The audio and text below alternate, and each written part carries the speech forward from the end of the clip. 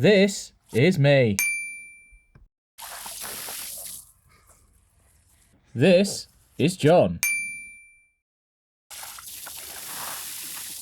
And this is a story about my 40th birthday trip to a secret lake in France. Let's go.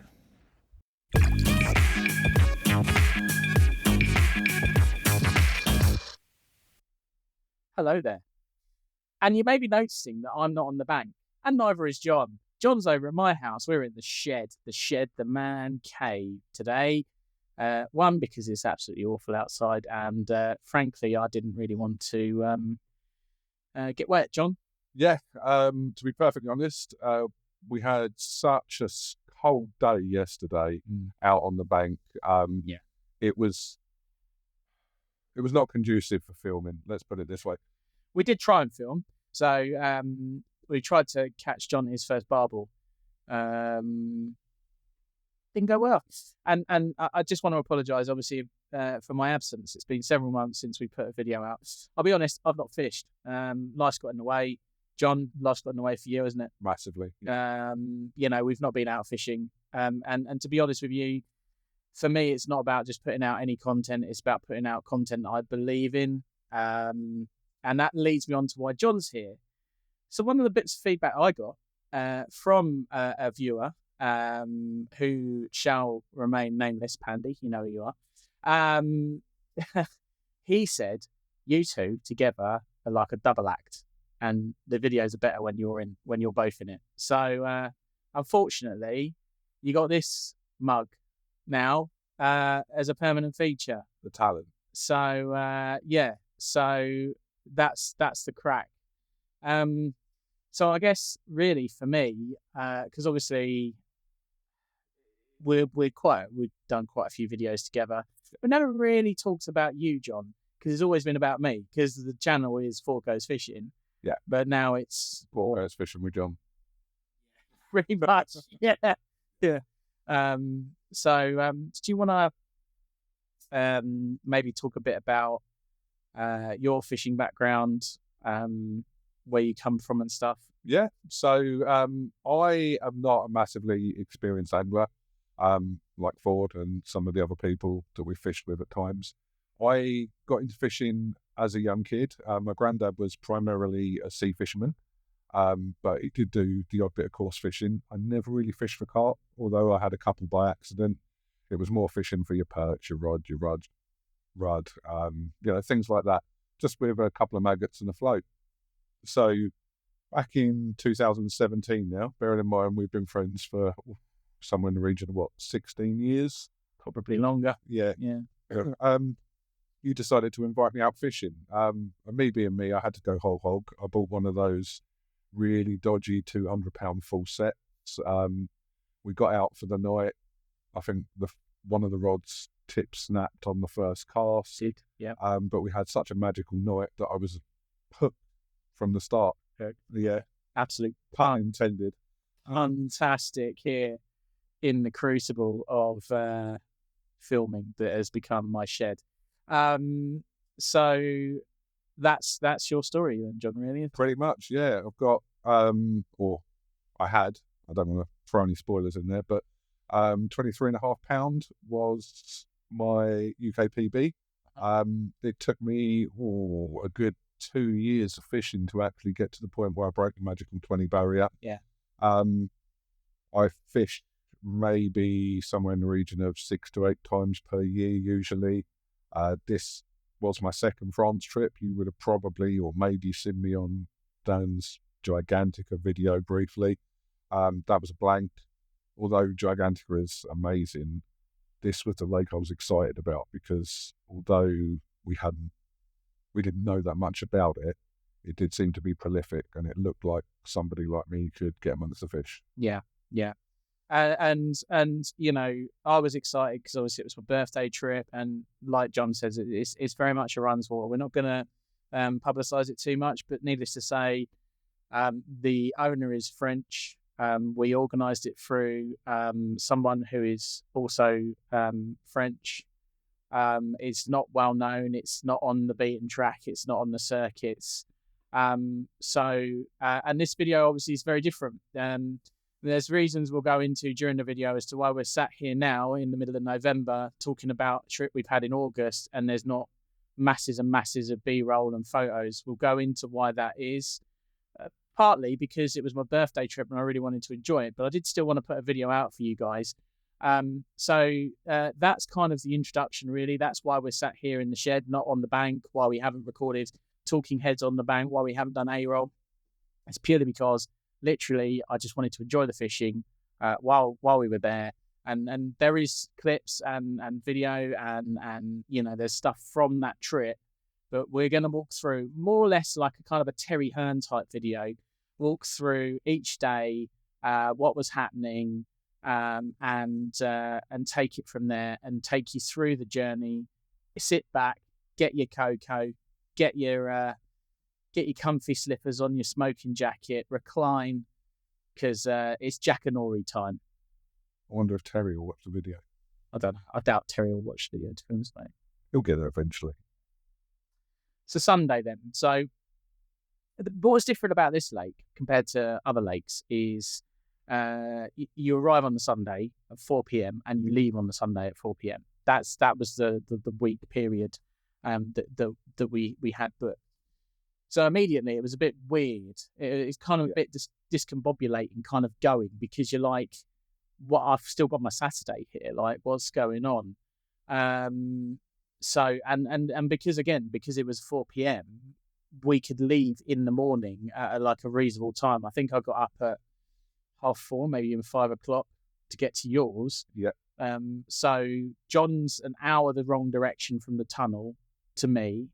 So picked John up. We all went in one van. We'd loaded up prior to that, or mostly loaded up, haven't we? A few bits that we needed to chuck in. But in terms of the drive, I reckon, we got to the lake at 4 p.m. Obviously, we'd been on the go since 6 a.m. So we were fairly tired at this point.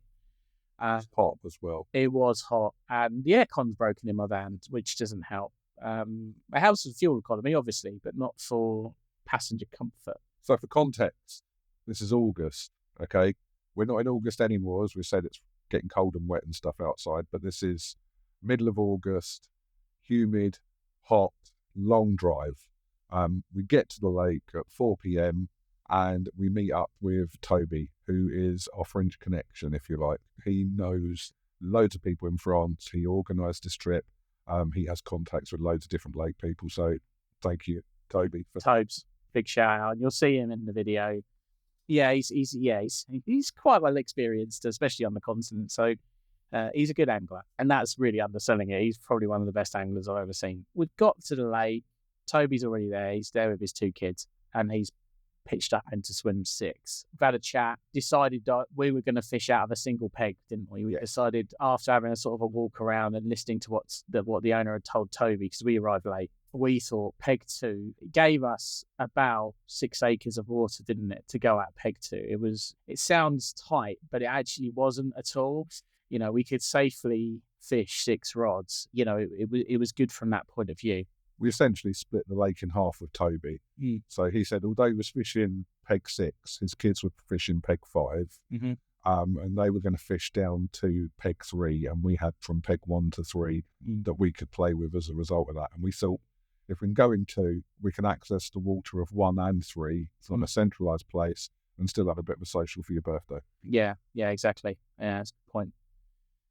Because that's primarily why we were there. We were there more for the social aspect than the actual angling itself, although the promise of getting you a decent PB was there. To be fair, other than the £50 carp that I had at Napoleon, link will be in the description, my European angling, certainly French angling, I'd only had like 2 other fish.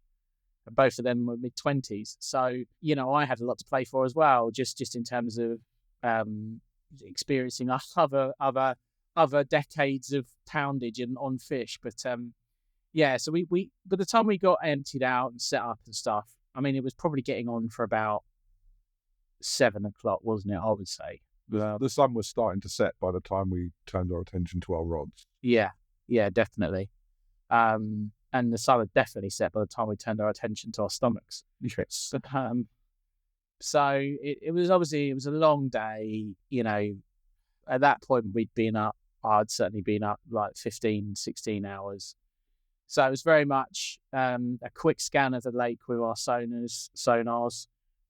We took our bait boats, so we used bait boats almost exclusively throughout the entire trip.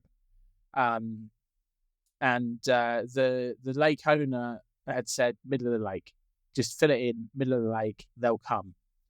So that's kind of what we did, wasn't it? We just sort of arbitrarily chose around 21 wraps. At that 21 wrap range, it was about fairly uniform 7 feet in depth. So we decided, we'll set our stall out, and we fished quite tight, 6 rods quite tight together to start with, to kind of optimize the lines going onto a fairly expansive bed of bait that was probably the width of a leg from a tennis court, I would say. So we spread it out essentially across 2 swims, for want of a better term, and spread our lines out across that. And that's kind of where we were. And I think, didn't you have PVA bags on the first night, didn't you? I thought I'd be clever and save a bit of time. Yeah. So I pre-tied some PVA bag, and I thought for the first night setup, I'm just going to put 3 bags on, chuck them out at the desired length. They can fish over anything, and I'd at least be fishing for the first night. Knowing we weren't starting till 4 p.m, I thought it was going to be tight to get rods out with bait and find spots and stuff like that. Thankfully, as Fordy said, the lake was pretty uniform. Although there was varying depths, I think 7-8 foot was probably the deepest part of the lake. It shallowed up towards the back of the lake a bit more, but it was a very uniform bottom. It wasn't weedy. We weren't looking at snags or anything like that. It was very clear. Yeah, it was very clean bottom, clay bottom as well. So there wasn't really much gravel or anything like that to go on. So in terms of features, it was I wouldn't say feature less, but it was definitely a lot more challenging to find, like a spot, a used spot, a known spot potentially, if you like. So that's kind of where we got to. And Sunday, it was a quiet night, wasn't it, John? Well, aside from the liners, it was a quiet night. It was. I think my biggest surprise about Sunday night was finding out that the shed that had the shower and toilet in didn't have a toilet seat. Yeah. But that's what we were talking, very much drive and survive. No power, no nothing. I think there was a house across the road where you could go and charge your devices for a few euros and buy some ice if you needed it. Yeah. But it was purely off the beaten track, drive and survive. Yeah. And as Fordy said, the first night, a couple of liners here and there, but a good night's sleep was had after the long trip. Yeah, to be fair, probably not a bad thing. So let's talk about Monday, John. Yeah. We were awoken by the sound of the radios. Yes, that's right. Yeah, because Toby was like, "Come in." So we taken 2-way radios because, of course, we didn't know how big a gap there was going to be between us. So we thought, well, we'll take 2-way radios so then we can have a conversation back and forth. And the radio sprung into life at about 8:30. One of Toby's kids said Toby's playing one. So we headed on down after dragging ourselves out of our pit. Bear in mind that we could be honest, we missed sunrise. We missed pretty much all of the morning action because we were so knackered from the night before, and we both slept in. So we wandered down to see the toaster, and he was playing a fish, and it turned out to be a carp. And I can't remember it wasn't massive, I don't think. 30, when I eat it, 30, no, I think it was a 30-pounder. Okay. But it also turned out it wasn't the first fish he'd had. No. He had a sturgeon. He'd also had a sturgeon the night before. So, I think, was it during the night? He didn't want to wait. We were asleep. Yeah, we were gonzo. So he'd had a sturgeon the night before. And so we were like, okay. Positive signs, it's early on into the trip. Good, let's get amongst them. And just going back to pre-trip, obviously in the WhatsApp group, we were giving it the banter saying, we're going to have a 200 fish haul that week. And I think looking back at that, that was completely unrealistic, really, to even want to go and try and catch 200 fish. Especially when you don't know what the lake stock exactly is. We knew there was 60s in there. We knew there was 50s. We knew there was 40s and various others, but we didn't know how many. And we knew there was a lot of fish because the owner, well, actually, I'm going to call him the facilitator because he isn't actually the owner, is he, Fred? Yeah. He's a facilitator. He does the bookings. You know, when he posts up on his Facebook, like, oh yeah, we've had 100 fish come out this week, blah blah blah. We were like, oh yeah, it's going to be clubbing season for us. And it really wasn't. Toby had his first fish. Yeah, so he had the sturgeon that night. He had the carp the morning that we saw him playing. Yeah. And I don't know about you, but that really spurred me on. After a slow start, Yeah. I went back and I was like, I'm taking the solid bags off now. That was a first night thing. Yeah. Tied up my rigs. Yeah. Got them back out on the same spot. Yeah. Put in some bait this time. We went light on the bait to start with because we had dropped in behind somebody that had it the week before. Yes. So we didn't know how much bait was in there and whereabouts the bait was because we didn't get a chance to see that person or ask them any questions. So we started with about 3 kilos on the spot for Sunday night. On Monday, I trickled in a bit more with the refreshed rigs, and I refreshed the rigs throughout the day. I'm quite a patient person, so it wasn't every, on the hour or something like that. But I think I refreshed the rigs 2-3 times throughout the day, making sure the last one was just before dusk, just in case it was a night water. Yeah. And we hadn't really, there was no activity during the day at all. And it's worth pointing out at this point, we were fishing in 7 foot of water, over our bed of bait. And we had applied more bait, but it was all via the bait boat. So, we both have boatman actors. You've got the Actor Plus, I've got the standard Actor. So I can take out at a time about 1.5 kilos of bait. You can do about 3 kilos of bait. Between us, I think we probably put out that first day 10 kilos of bait, I would say. And we were using DNA. So we were using a mixture of Secret 7 and bug. Lactic hydro weight. And we were glugging in hydro weight. And the reason we've done that is because absolute confidence in that bait. 100% confidence in DNA baits. We're not sponsored by them. This isn't a sponsor segment. There's a couple of reasons why we went DNA. One, their deals are really competitive, especially when going out on the the price per kilo is a factor because you're putting in so much more bait. You're fishing for, massive mud pigs and huge quantities potentially. So that was one of the reasons why we went DNA. That's kind of what we were feeding. And then fishing over the top, I was fishing with the Evo, the match to hatch, basically Evo cook bait. John, I think you were the same, weren't you? Bit of a mixture. Oh, okay. So I did have the Evo on too, but my order was messed up a little bit. I ordered some bigger wafters for the trip, and they provided me with switch wafters rather than bug wafters. So I actually fished that with a small pineapple isotonic pop up on top of the snowman. Yeah, that's right. Perils of recording 3 months after you've actually been away. At old age. At age. Yes, yeah. Don't, yeah. But we did, cut a long story short, we didn't catch. Again, we went into Monday night. You were getting liners all night, weren't you? Yeah. I was hearing those liners because, our boobies were more or less next door to one another. So, it was a very, not a very well rested evening. During that day as well, we had a really quite heavy bout of rain and we thought, it's going to really turn the fish on. And that's kind of why we fished the night, because we thought, well, after the rain, there's going to be a lot of oxygen in the lake. It's going to really spur them on. But nothing really happened. And then in the morning, we were awake quite early. So this is now Tuesday. Yeah, we were awake before 7 Tuesday. Yeah, it was an early start on Tuesday.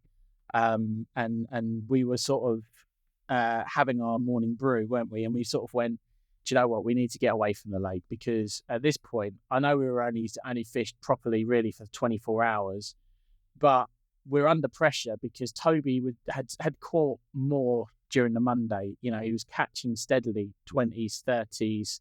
I think he'd even had a 40-pounder at this point. So we knew that there was fish to be caught, and we just weren't catching them. So it was getting a little bit frustrating, even though it was very early on in the week. Our nets were drier than a Weetabix and sawdust sandwich.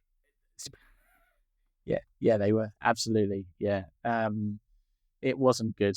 Right. I could see it on your face on Tuesday morning. Although I wanted to catch a fish because I hadn't caught a fish in France before, it was your 40th. So when we talked about sides and swims and stuff like that, I was like, I want Dan to have a good time. And I know through conversations we had, your primary goal was for me to catch a fish in France. So we were fighting against each other, trying to do what was best for each other. Yeah. And by Tuesday morning, I was fed up. Yeah. I was fed up. Yeah. It transpires that we actually were fishing the area. John was fishing the area of the lake I really wanted to fish, and you were fishing the area of the lake. And you were fishing. I was fishing. Yeah, exactly. Yeah. So, yeah, bit of a mess of a situation, really, but it is what it is. So we had a bit of a frank talk over our brew. Yeah, we did. Very frank, but also. One thing we hadn't revealed at this point, the information we were getting from Toby when he was catching the fish was the following: koi in 4 foot of water, koi in 4 foot of water. Yeah. That was over 4 foot of water. Had a fish in 4 foot of water. And there were, I don't know about you, John, but there was a really key bit of information in there that we'd overlooked for over 24 hours. Yeah, I don't know what it was. Can you mean the weather? No, I don't know.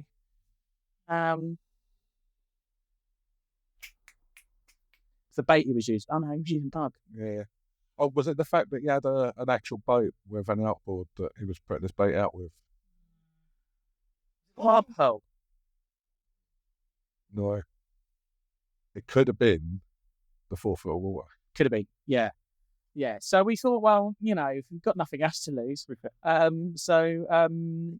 We need to find 4 foot of water. Now, unfortunately for us, the 4 foot of water, or the 4 foot depth, was long, and I mean long. We're talking in excess of 34 to 35 wraps. It was long, beyond the range of my deeper, and pretty much at the range of the sonar on your boatman, which, by the way, truly impressed with. And when we compared it with both the Garmin fish finder that Toby had on his actual boat, my deeper, and the sonar on your boatman, they were all the same. Yeah, they were so the same. when you consider if you're concerned about buying these sort of cheaper Chinese made boats, or you're worried about the accuracy of a deeper, don't be. It's completely accurate. It's perfectly fine. And we're not sponsored by Boatman or affiliated with them in any way on this video or at all.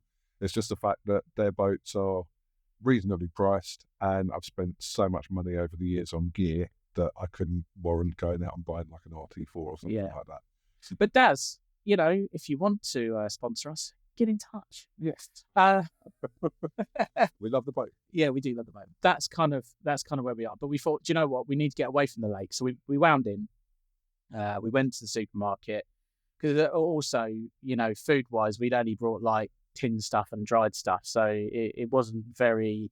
I think that was affecting my morale almost more. I think, with the fact that we weren't having decent food, especially when, old Chef Ramsay down the other end was coming up with gourmet goods left, right, and centre. Yeah. Oh, spaghetti bolognese, another. Yes. I think homemade burgers. Yeah. Yeah. Yeah. Caviar on croûte. So we went to the supermarket. We got some supplies. We also picked up, because one of the things that we'd done was both of our backs in, from putting the boat in and out of the water. So the swim had a kind of array. It was about, I don't know, maybe 2 foot between the edge of the bank and the water. So we fashioned a boat hook out of some coat hooks and an axe handle.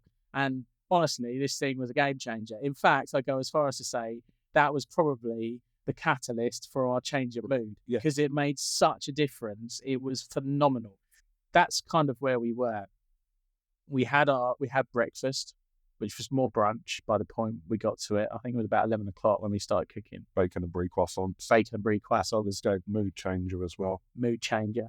Absolute mood changer. So we made, just getting away from the lake, I think, recentered us and got us remotivated to really have another stab at it. Yeah. We then moved, swapped our rod pods around. Well, you were fishing on your single, but we swapped our rods around. So John was now pointing out towards the left-hand side margin, swim 1, and I was fishing, exclusively swim 2 water.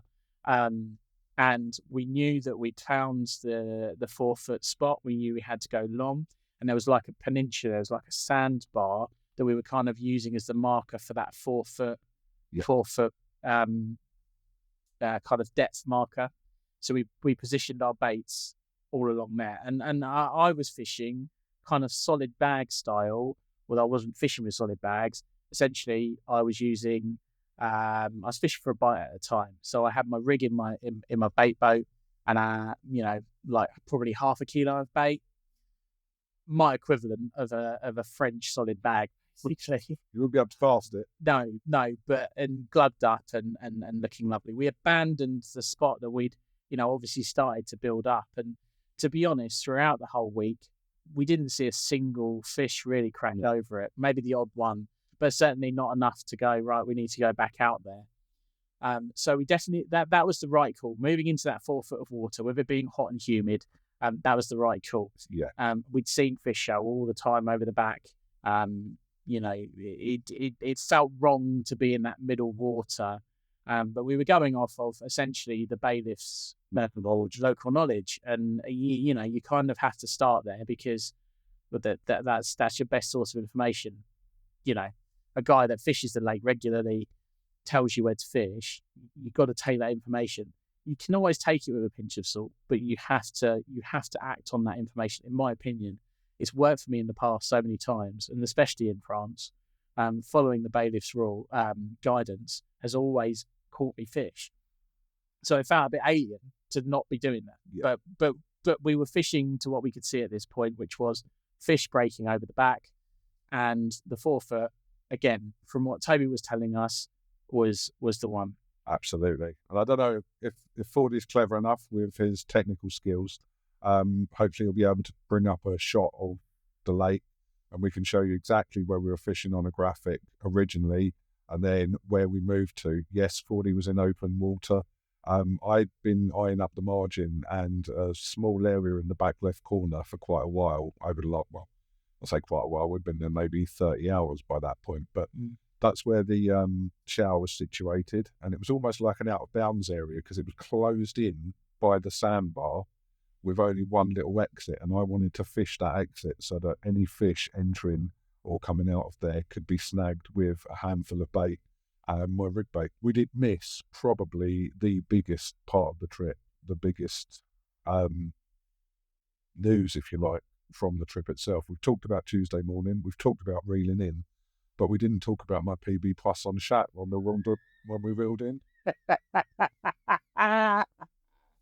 Yeah, quite literally shat the bed. Yeah. John's first French fish. Well, it's not your first French fish, is it? But it's your first of the trip. Your first your first fish of the trip was a poisson chat. Yes.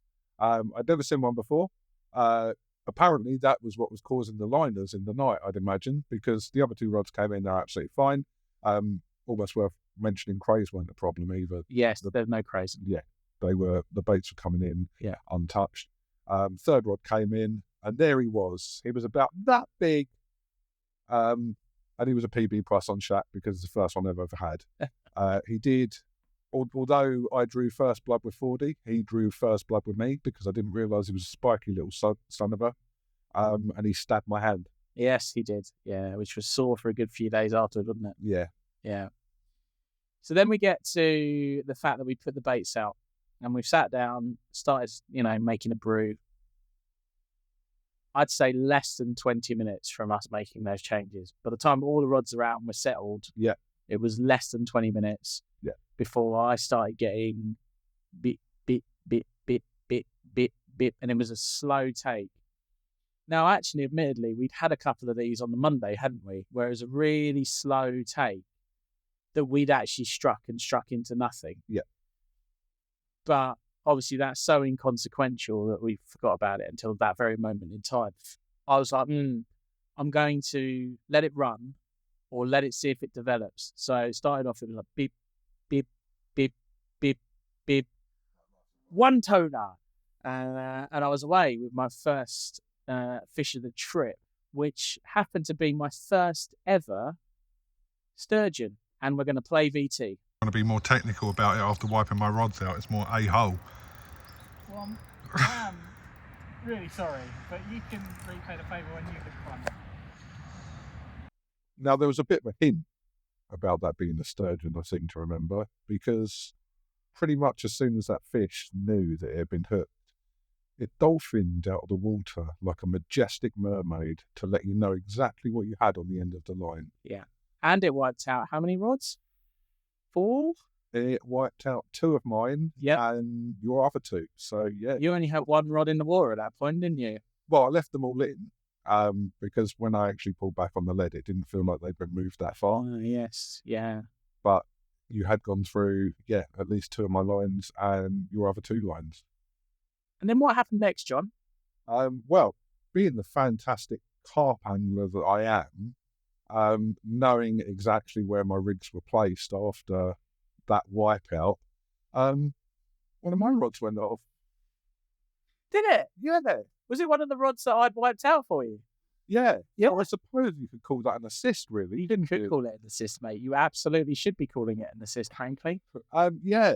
It went off quite quickly. I'll be perfectly honest. It was out of the blue. I was feeling a bit sorry for myself because I'd gone there with the goal of catching a 40-pounder, a grassy, and a sturgeon, and you just had the sturgeon on the board, which made me very jealous. Pleased for you because it was your birthday. Yeah.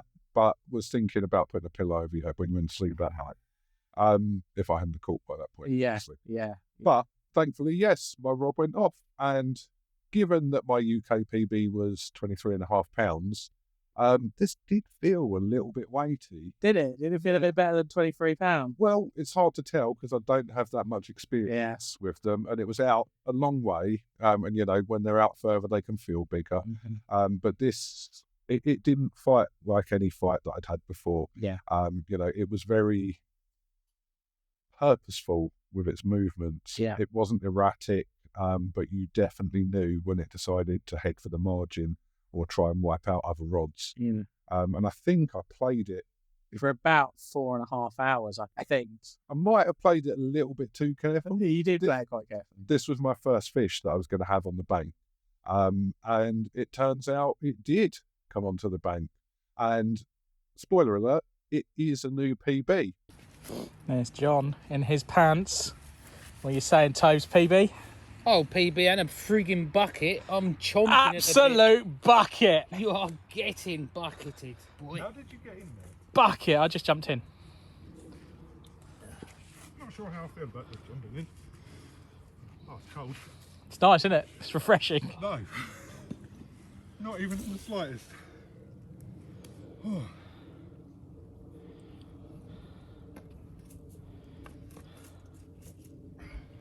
Yeah, I can't get it out now. you can. You can. Put it under your armpit. Just wiggle it. Just a little bit. Are you shaking too much? Is that the problem? No, my hands are soaking wet. Put your hand further up. Yeah. Give it a good tug. There you go.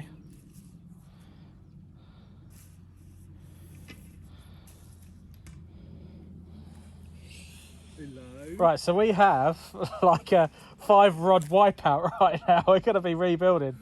But I'll tell you what, those changes were immediate, aren't they?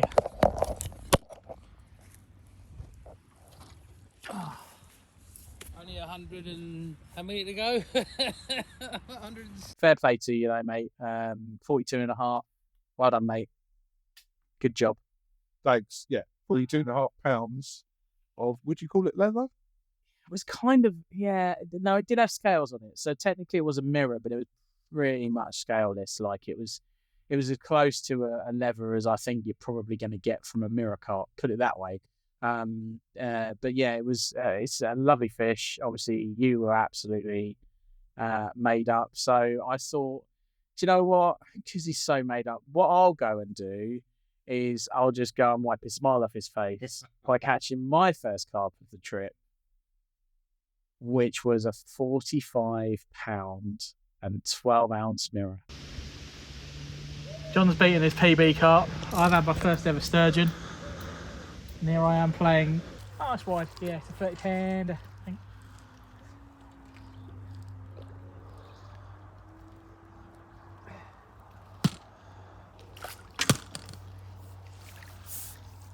And it's in the net. Absolutely blown away by that. It was actually my PB mirror carp, to be fair. My previous best mirror carp was 26, I think, 27 maybe, from the UK. So, yeah, new PB for me, which of course meant it was bucket time for both of us. Yes, I had my bucket. I was holding the 42.5 pounder. That was a surprise. Yeah. And I think there's a photo of me mid-bucket being poured over my head while holding it. Yeah. Also need to point out that your fish was nicknamed Tumour. Yes, yeah, because it did have a bit of a lump on it. Yeah. Above its right anal fin. So yeah, it wasn't, bless it, it wasn't well, I wouldn't say it wasn't well, because it fought like an absolute demon and beat me up, something chronic. But yeah, definitely something not quite right with that fish, unfortunately, but such is nature. Yeah, but I managed to avoid the bucket because I failed to mention to the guys that it was actually my PB mirror, because I was just concentrating on the fact that my biggest fish was 50 pound too. So yeah, I avoided it for a good 24 hours, that bucket. Yeah. Then to kind of round off the action for the day, you had a 31 pound 8 common. Yes. Well, you'd caught another fish. It was bigger than my fish. I had to go and do something to reply to what happened. And later on that day, this was my margin rod, which hadn't seen any real action up until that point. I was starting to think that I'd gone maybe a little bit mad, but off went the margin rod. It was a slow take, but Toby was standing, I think it was early evening, and he said, "Oh, look, the line's actually lifted out the water. That is a take." So I went down and hit it, played it in, and yeah, 31.5 pound common. So by that point, even though yours was a secret, we had hit 4 PBs for the trip. Yes. My poisson. Yep. That's 5. My mirror. Yeah. Oh yeah, your sturgeon. Yeah. Your mirror. Yeah. And then my common. Yeah. 5 PBs on the first day of fishing properly. Yeah, yeah, we can write off our first 2 days or day and a half. Yeah. Because we just weren't fishing effectively, and we weren't fishing the places that we wanted to fish. So that was Tuesday wrapped up, and actually we wound in that night, didn't we? Yeah, we was out. Beers out, we wound in, rods out. We, and partly because as well, Toby had no action during the night on the Monday night. The Sunday night was very quiet as well. So we just thought, do you know what? It's probably better to have a really good night's sleep and wake up the next day, fresh, ready to go, and hit it, rather than have to potentially just keep getting up constantly for liners. And it was a good job we did, because we experienced probably the worst storm, certainly the worst storm I've ever fished in, probably one of the worst storms I've ever seen. It was epic, wasn't it, John? Yeah, the lightning, the thunder was coming at exactly the same time as the lightning. It was light. It was like you had street lights up. Yeah. And the rain. Oh my God. Yeah, the rain, absolutely unbelievable. And it went on until it must have started about 9, 9:30, I reckon. Yeah. We could see the clouds rolling in as the sun was getting dark, but yeah, properly started about 9, 9:30, and it must have lasted till midnight, I would have thought, if not later. Certainly the rain. Easily. Because I was asleep and it actually woke me up again. It was so noisy and light and stuff. Yeah. So that brings us on to Wednesday morning. Now, one of the reasons why it's taken so long to do this video is because of Wednesday morning. I got a phone call Wednesday morning from the wife, and she said, wanted to catch you before you got out. This was about 6:30 in the morning, my time. 6:30, maybe, yeah, about 6:30. So 5:30 their time. So immediately when I see the call coming in from the wife at 6:30 in the morning, my time, I'm like, that's bloody early in the morning. What's going on? She said, don't mean to alarm you. If you look at your phone and you see I'm going to find my friends that we're at the Royal Alex Children's Hospital. I'm like, great. This is sounding like a really good start to my Wednesday. Ava's in hospital. We've been here since 2:00 in the morning. She's had a severe asthma attack. Now, Ava didn't really, well, she'd been diagnosed with asthma, but we didn't, it was very mild in its nature. It was more kind of when she used to get colds or like a bit of hay fever and stuff, her lungs would be a bit worse. So it came as a bit of a surprise. Now, before we went out,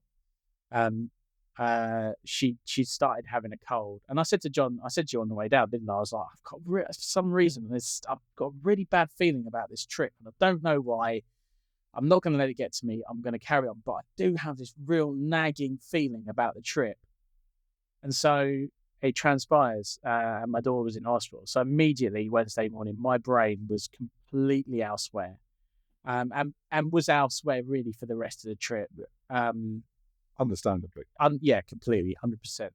Now, the wife said, look, she's fine.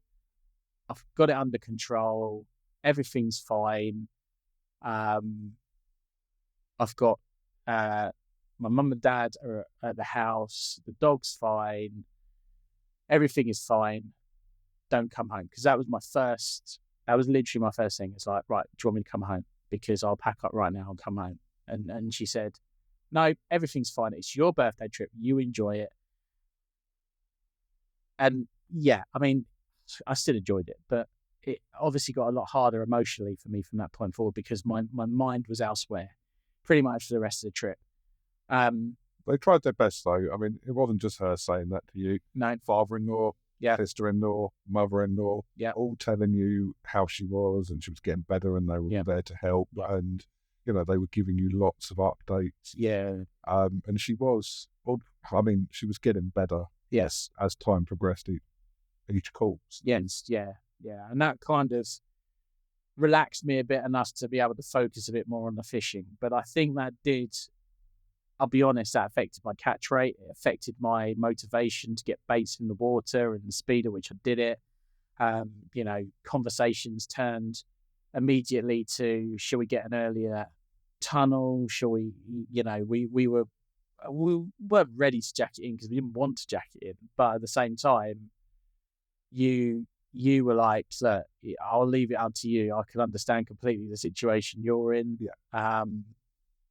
But we elected to fish on, and I think it was the right call, to be honest with you. What wasn't the right call was getting that fruit juice, because what we didn't realise was we bought a 2-litre bottle each of fruit juice. And I'd elected to drink that throughout the whole of Wednesday. And what went on in the morning and stuff, I wasn't very well that night. It's coming out of me like lava! But let's get back to the fishing. So obviously Wednesday started badly, but I was up quite early doors. We were both up fairly early doors. So the rods went out actually quite early on. Yep.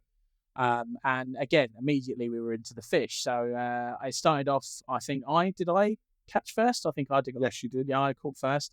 I had a 36-pound mirror carp. Again, on that long 4-foot line. I had 3 rods spaced out, kind of between the peninsula and like a reed line. So there's, I reckon, about 20 yards gap between my left and my right hander. So they weren't on top of each other. And again, fishing that kind of PVA bag style, or certainly like a fish for a time style, where I had like half a kilo of bait over the top. Again, with the Evo hook baits, all of my fish up to this point had come on the Evo hook baits. And really, I'd summarise my Wednesday as Mr. Specialist, where I went on an absolute species run. Yes, you did. So I started off the day with a 36-pound mirror. I then followed it up very quickly with my first ever grass carp of 34 pounds. Served.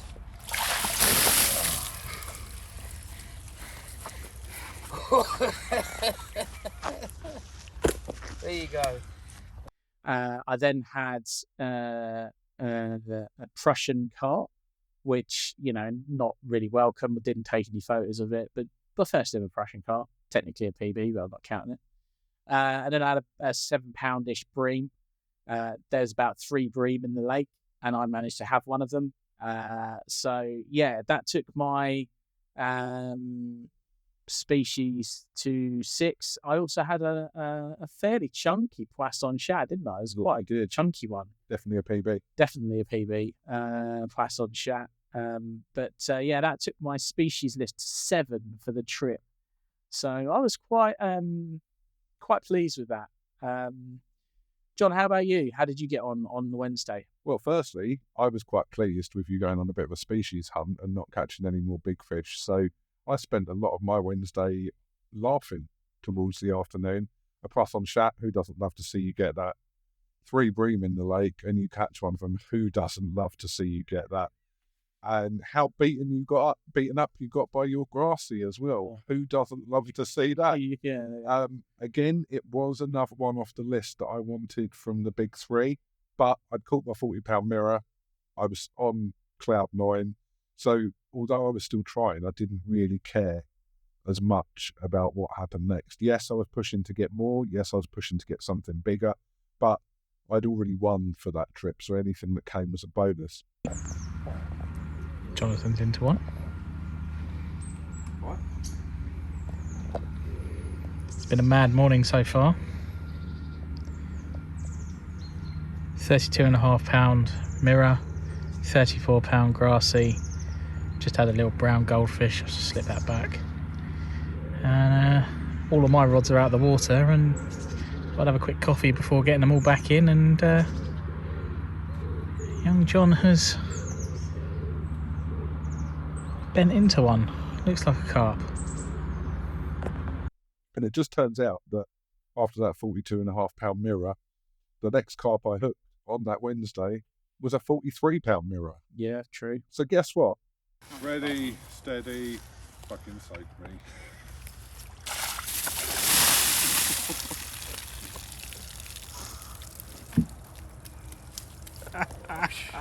Another bucket for half a pound of carp. Yep.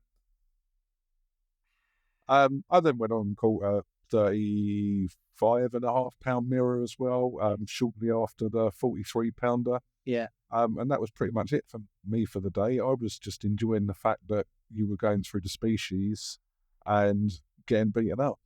If I remember rightly, we were starting to lose battery power at this point on our boats. And Yes. they were getting a lot slower, and we were starting to be a bit concerned about that. So I think my brain came on a pub chat.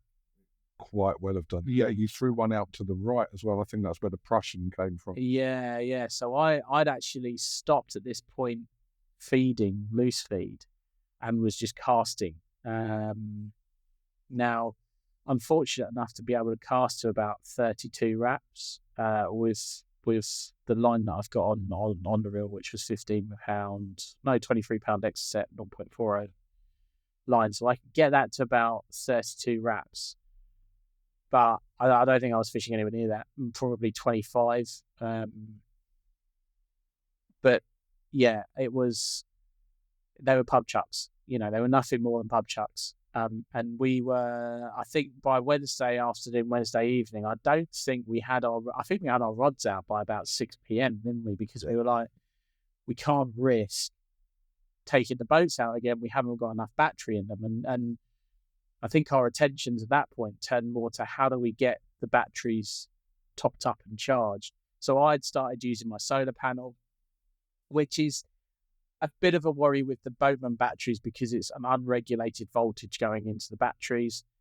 You have an Atom Pro power pack On solar panel. and solar panel. So you plugged yours in, but what we were having issues with was because someone didn't RTFM. You didn't know how to turn the plug on, did you? No, I didn't know how to turn the plug on, and it did take me a little bit of time to work out that there was a switch to go from the power on the front, USB-C, to the power on the back, which was essentially a plug socket. Yeah. Got to say, Atom Pro, great bit of kit. If you're going to France, it's got a plug socket on it. You don't need an adapter or anything like that. It's a 3-pin. Yeah. And it worked for the Atom, but a pro tip for me would be, if you have an acre bait boat, and it's something I'm going to be doing in the future, take 2 batteries. Yeah, buy the extra battery for sure. Because and the other thing is as well, with that sort of style of boat, which is a lot cheaper than say like your Ridge Monkey 750 or something like that, which is, I would go as far as say mainstream wise is probably the cheapest mainstream boat you can get as the Ridge Monkey one. The advantage you have with the Ridge Monkey one is the batteries are certified to be charged off of the battery pack. You only get 40 minutes per charge, but you guaranteed that 40 minutes. You know, it's tried and tested. You know, so there are advantages and disadvantages of spending a bit more money. One of the disadvantages you have at the moment, I think, is the batteries are the weakest part of certainly their current lineup. But I know they've got a new boat coming. Again, not sponsored, but just an observation. Take a spare battery. Make sure you keep your batteries in good condition, because they, you know, to be fair, like we were putting, you know, we were putting 3 rods out at about 34 to 36 wraps, 4 to 5 times a day. And at this point, we're on Wednesday evening now, and only now are we starting to worry about battery charge. So they're in quite heavy use, I would say. And that's, you know, that's not, in fact, I think we're probably using them more than that. You know, we got a lot of use out of the batteries, but it was getting to that point where it's just feeling a little bit sketchy in terms of their the charge that was left in them. Yeah. So, spoiler alert, our catch rate drops, but that's because our battery percentage had dropped. Yeah. We couldn't get to the points we wanted to get to. Yeah. And as a result, when we did get some charge into the batteries, we started to, I started to catch a bit. But when we didn't have the charge, we just couldn't get to where the fish were. Yeah. It was as simple as that. Yeah. And I guess that, again, you know, so obviously we reeled in on Wednesday night, and that leads us nicely on into Thursday, which at the start of Thursday, we weren't aware it was going to be our last full day of fishing, were we? But supposed to be there till Sunday. Yeah, supposed to be there till Sunday.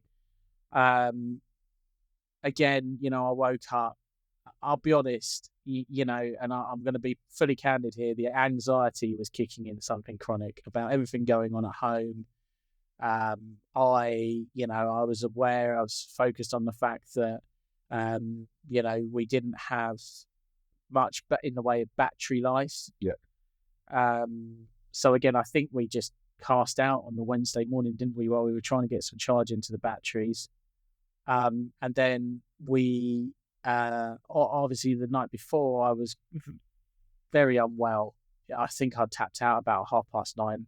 I was not in a good place. We must have covered about 6 to 10 miles walking back and forwards to the toilet. It was about a 10-minute round trip. Yeah. So yeah, it was. I put in a fair few steps. I could probably tell you. I could probably look it up on my phone. But I'm not going to. So then we get to what is getting into, as I say, the last full day, so Thursday. So in the morning, again, very quiet morning, because we hadn't been able to put much bait out. You know, like we were pub chucking again, basically all of our rods, no boats, and we weren't very confident because we weren't in that magical 4-foot water, because neither of us could cast that far out. And also, I think we were a lot more condensed, because where you were fishing up until that point, you couldn't really cast to from our bank. No, it was very different. It was perfect for a bait boat, but not so much from the bank. So we were fishing tighter. We were fishing kind of almost over our old spot. So we sort of knew that it wasn't going to happen. We managed to get your boat battery charging on your... Yeah, I worked out the button. Yeah. And we got a bit of charge into it. Yeah. I managed to get my batteries a bit more juiced up on the solar panel. Yeah. So by the afternoon, we were, I wouldn't say confident, but we were ready to put the boats out again. At this point, I think we'd rebooked for the morning, hadn't we? Yes. Or had we? No, we hadn't. talked about it, but we hadn't actually rebooked. Yeah. Because we were still umming and ahhing about it. Yeah. I think it was a conversation that was dominating the day, wasn't it? Really? Yeah. Yeah. I think there was maybe 2 or 3 things that happened that Thursday afternoon that directly impacted our final decision to rebook Thursday evening. And 2 of them were the fish you had. Well, one of them was the fish I had. Technically 2. Yeah. Okay. Spoilers. Sorry. So once the rods were back out, I'm going to do the talking now because Fordy doesn't catch anything else.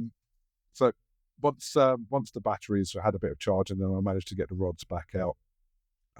Towards the afternoon, you're going to see a little bit of a theme actually. Thinking about it, one of my rods went off, and I forgot to mention earlier when Fordy got one of his fish on the Wednesday, I actually picked his rod up because he wasn't in the swim, and it felt weird to me.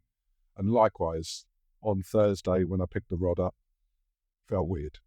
It was just coming straight in. It wasn't fighting against me. It was just like a bit of a weight on the rod that I didn't really notice. Too heavy for a bream? Too heavy for a bream, as far as I could tell, but no fight in it whatsoever. Mm-hmm. And as it approached the bank, there it was, a grassy.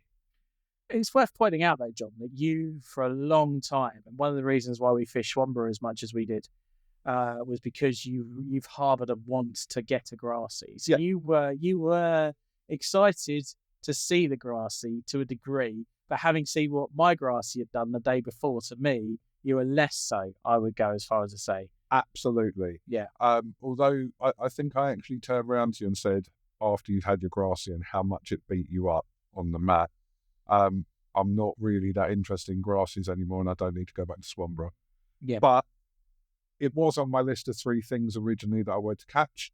It was 23.5 pounds, and it did beat me up on the mat. And when you see the picture, there's a reason I've got a cowboy hat on, because it felt like I was wrangling it into a photo, and it's not the best photo in the world, I'm not going to lie. No. But guess what? That was another PB. So you know what that meant? Another bucket.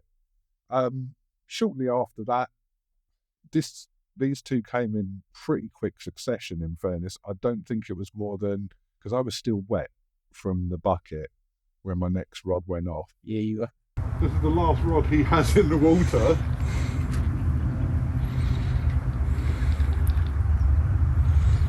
Don't be.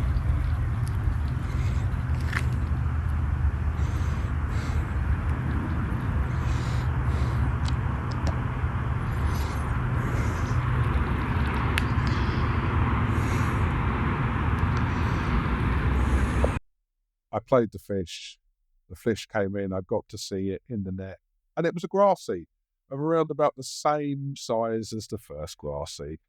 No. I'm getting onto it, okay? Don't worry. Okay. This one we don't have a photo of because, once you send grassy, you send them all.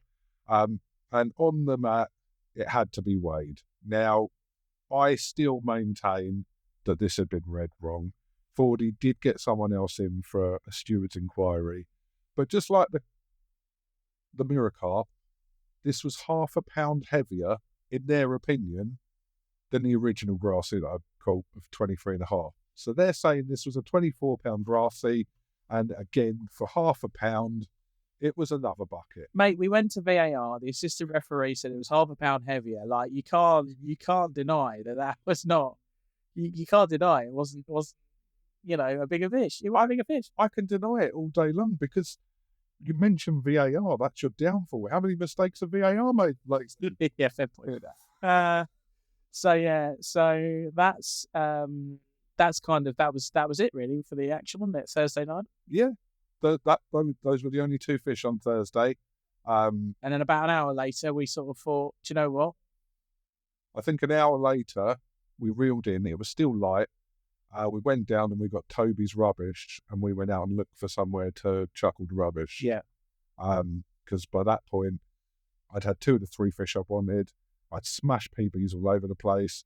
Fordy had smashed PBs. Fordy had had the biggest fish, so he was happy. He was probably getting a little bit concerned that I was going to break that 50 barrier that he was that he's got to himself at the moment. And with everything that was going on at home and stuff, and the second point after that second grassy that my back went. Oh yeah, I forgot completely. Your back was totally seized. Yeah. I want to personally thank you on this video for all the help you gave me with loading my stuff up. None. Whilst I was in that much pain. But yeah, with my back, we said we're going to rebook for Friday. Toby was leaving early anyway. On the Saturday. Yeah.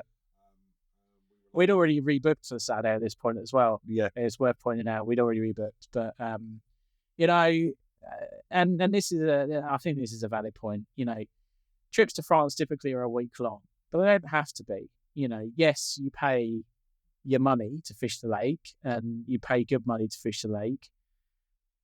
You don't have to fish for the whole week. Like, it's not, you know, you haven't got keys you have to hand back. So for me, like, I think we ticked all the boxes we wanted to tick. There was stuff going on at home. I was ready to go. You were ready to go. It's the summer holidays as well. That was playing on my mind a bit, I think, because normally when we do these trips, they're out of a holiday or half-term period. So you don't get the traffic that you do during the peak periods at the tunnel. So I was acutely aware that it was probably going to be an absolute nightmare through the tunnel, and it proved to be so. So we rebooked that night to go on the Friday morning. So that was really the last action. We rounded about 5 o'clock. The only thing that we left out were our bivvies and our beds. Everything else was packed up and into the van. And then we left the lake at 8 o'clock on the Friday morning, and that was it. But I think, you know, if we were to draw some sort of conclusions, John, I think yes, it was a great trip. You know, it was memories made. Yeah, memories made. It was certainly successful for both of us in regards to catching fish and enjoyment as well. We had a good laugh when we weren't feeling down, but there was certainly a roller coaster of emotion throughout. Yeah. We were up, we were down, we were fishing, we were not fishing, we were giving up on everything, and then the next minute we were ecstatic and winning at everything we did. It was a great trip. Yeah, it was a great trip. And on the journey home, we got the news that really we wish we were at the lake for, to be fair. Toby had broken the 60-pound barrier. 60 pound, baby! Give it to me!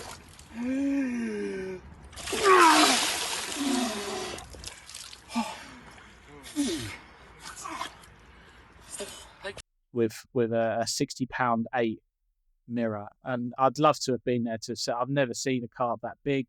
I'd love to have seen one in the flesh, but you know, fair play to him. And we'll put up a montage now of all the various fish that he caught and his kids caught. Great trip, lovely to be with those guys.